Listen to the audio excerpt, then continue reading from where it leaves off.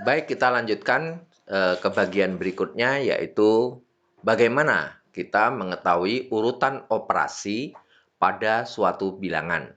Bapak beri contoh, tentukan hasil dari 6 ditambah 2 dikali 4.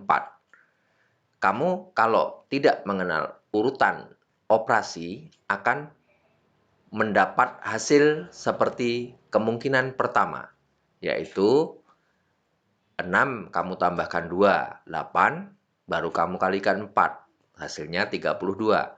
Bagaimana dengan temanmu yang lain? Mungkin mendapat jawaban kedua, yaitu 6 ditambah 2 dikali 4, ia mengalihkan dulu 2 dikali 4, hasilnya 8, baru dia tambahkan dengan 6, sehingga hasilnya 14. Nah, dari kedua hasil ini, mana yang benar ya kalau kita tidak mempunyai aturannya. Di dalam operasi bilangan, maka supaya tidak terjadi kerancuan seperti yang terjadi pada contoh yang pertama tadi, maka para ahli sepakat untuk menyepakati urutan untuk operasi adalah sebagai berikut. Yang pertama, yang dalam kurung dahulu yang dikerjakan. Jadi kalau dalam operasi ada dalam kurung, maka yang dalam kurung itu harus diselesaikan dahulu. Selesai itu baru langkah kedua, yaitu bentuk eksponen atau pangkat atau akar ya. Jadi kalau dalam bentuk ada pangkat, setelah dalam kurung selesai, maka ada pangkat, maka pangkat dulu kita selesaikan. Setelah itu tidak ada, maka masuk ke langkah ketiga, yaitu perkalian pembagian. Biasanya secara berurutan dari kiri ke kanan. Mana yang dahulu itu didahulukan, mana yang terakhir itu diterakhirkan. Itu maksud dari kiri ke kanan itu. Nah, terus yang terakhir sekali adalah operasi penjumlahan dan pengurangan. Itu sama juga secara berurutan dari kiri ke kanan.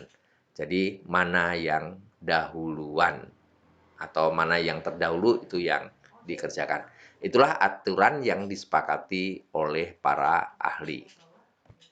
Supaya kamu tidak membingungkan, maka Bapak beri satu contoh saja. Jadi langsung saja gabungan. Jadi misalnya ada soal 6 pangkat 2. Karena di sini pangkat tidak ada, jadi Bapak kasih seperti tanda V tapi terbalik ya. 6 pangkat 2 ditambah 2 dikali dengan 4 dikurang 3, sambil mengingatkan sifat distributif tadi nak ya. Ditambah 4 dibagi 2 dikali 2 ditambah 5. Berapa hasilnya? Nah, silahkan kamu tebak ya. Ya, kalau kita perhatikan dulu seperti kesepakatan Pak ahli tadi. Ada yang dalam kurung? Iya, kita selesaikan dulu yang dalam kurung. Maka 6 pangkat 2 ditambah 2 kali 4 dikurang 3 ditambah 4 dibagi 2 kali 2 ditambah 5, itu kita selesaikan dalam kurung menjadi 6 pangkat 2 ditambah 2 dikali 1. 4 kurang 3 tadi dalam kurung berarti 1, maka kita masukkan 1, ditambah 4 dibagi 2 dikali 2 ditambah 5.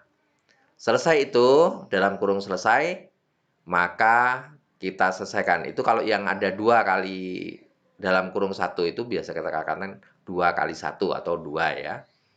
Tapi karena perkalian kita nanti dulu ya. Jadi pangkat dulu kita selesaikan. Jadi di situ menjadi 36 ditambah 2 kali 1 ditambah 4 dibagi 2 dikali 2 ditambah 5. Lalu apalagi kalau sudah selesai? Pangkat berarti kali bagi, maka kita sederhanakan yang kali bagi. Berarti itu 36, 2 kali 1, 2, ditambah, nah, tambahnya tetap ya, 4 dibagi 2, berarti 2 kali 2, ditambah 5. Nah, kali 2-nya karena masih ada, maka kita lanjutkan, selesaikan dulu. Berarti 36 tambah 2, ditambah 2 kali 2-nya 4, ditambah 5. Sekarang menjadi penjumlahan semua. Nah, masuk langkah terakhir yaitu penjumlahan dan pengurangan. Yaitu hasilnya menjadi 36 ditambah 2, itu adalah 38. 38 ditambah 4 itu hasilnya jadi 42. 42 ditambah 5 hasilnya adalah 47. Sehingga hasil akhirnya adalah 47. Maka hasil dari operasi bilangan yang kita sebutkan tadi itu adalah 47. Itu anak-anakku mungkin yang dapat kita sampaikan di sesi 2 ini. Silakan kalian baca materinya, rangkumkan kalau tidak ada masalah ya alhamdulillah berarti kalian hebat semua. Kalau ada masalah berarti kita diskusikan di grup.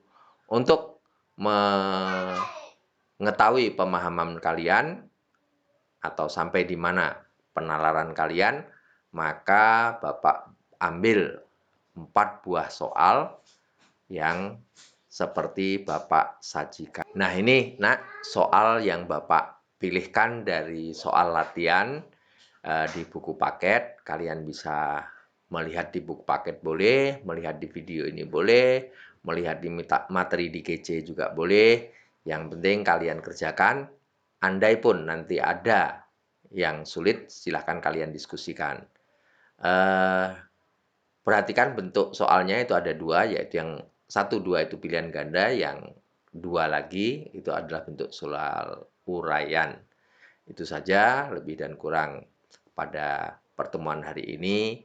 Kalau ada kata-kata yang kurang berkenan, Bapak mohon maaf, dan silahkan kalian pelajari dan kerjakan tugasnya.